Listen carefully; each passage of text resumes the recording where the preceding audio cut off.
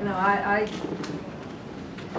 after Friday, I thought a win would never happen, but excited for our kids. I thought we played hard. We talked a lot about having energy, and from the bench to the 5 people on the floor, whoever was on the floor.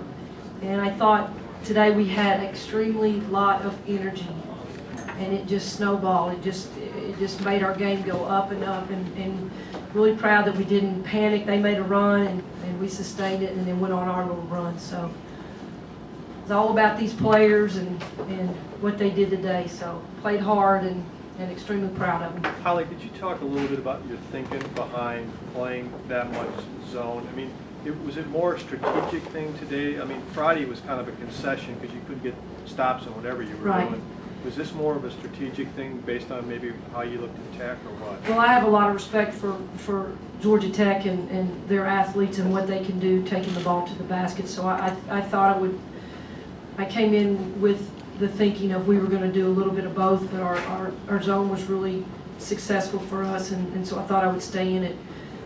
They're extremely athletic and can get to the basket whenever they want to, so we decided to stick with our zone defense, and for the most part we gave them one shot, and we had great rebounders on the backside, so it was working.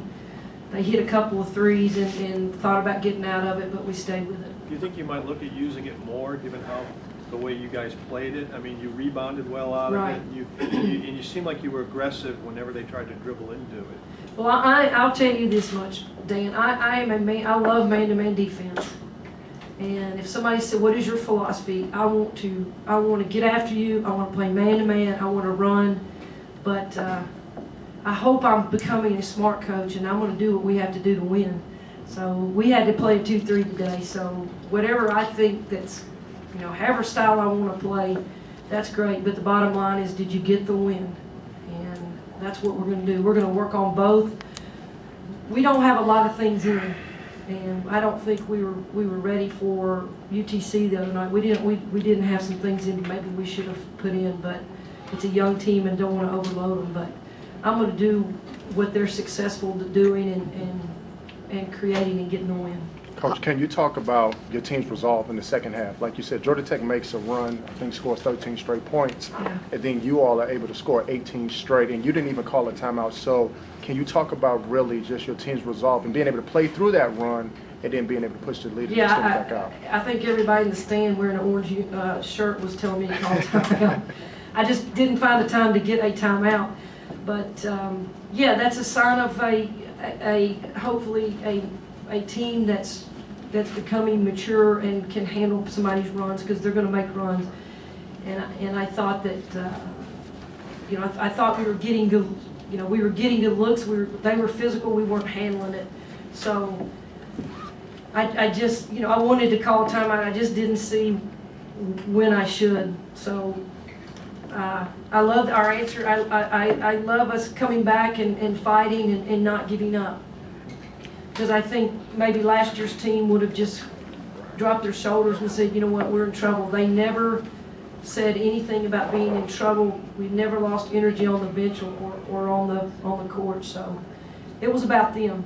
And they figured out how to do it. I should have called a timeout, yes, but I just couldn't find the time to take one.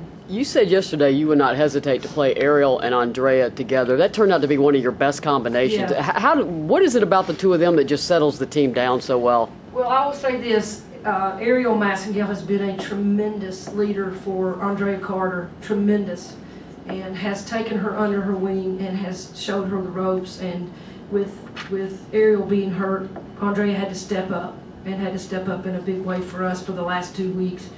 So I think they both have basketball intelligence, high IQ of basketball. They both had tremendous high school coaches. Gene Durden here from Buford has been a tremendous coach for Andrea, and I think they play well off of each other. They have a lot of confidence with each other, and they both play hard. So there's nothing, you can't do anything wrong with having two point guards in the game, because you can take away one and the other one steps up.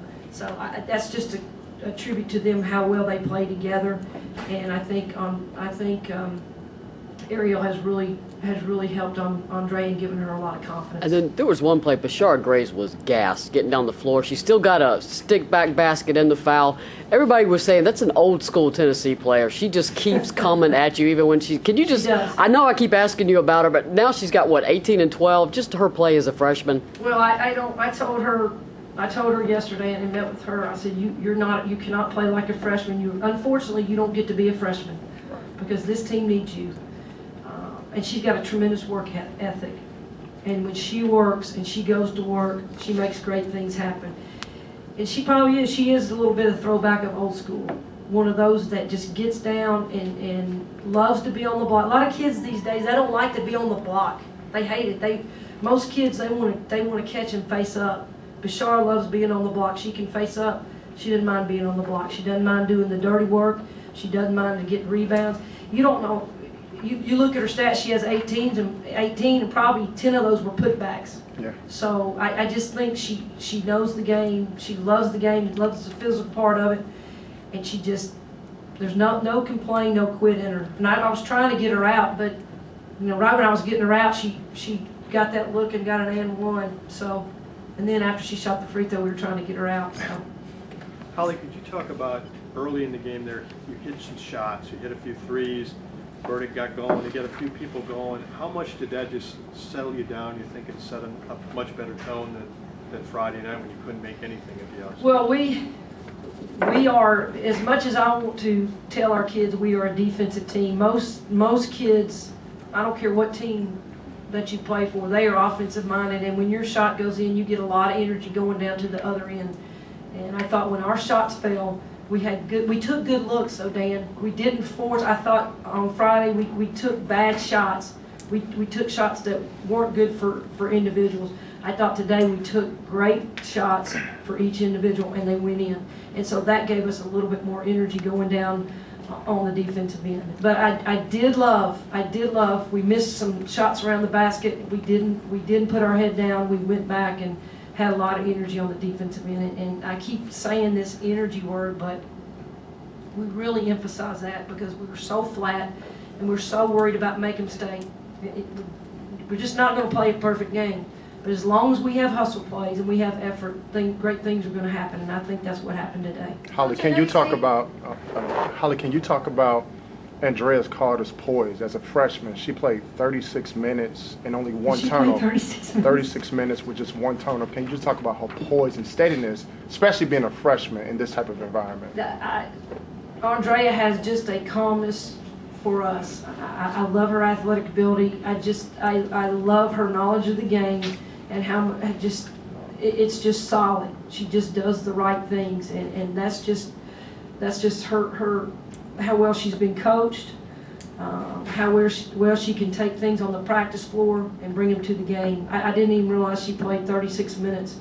I have a lot of confidence in Andrea. She doesn't make a whole lot of mistakes. She makes things happen. So that's awesome for me because we're going to need her. I love playing her and Ariel together. She brings a lot of confidence to our team. Coach, I know you say it's about the kids, it's about the players, but this is your first career win. It has to feel really special. It feels right? awesome. It feels great because I was thinking, when am I going to get a win? To be honest with you, but I knew that this group, how hard they work and how hard our staff works, and I knew it was coming. But I love it that we did it in this fashion, in this style. We did it with a lot of effort and a lot of heart, and I'll take those anytime.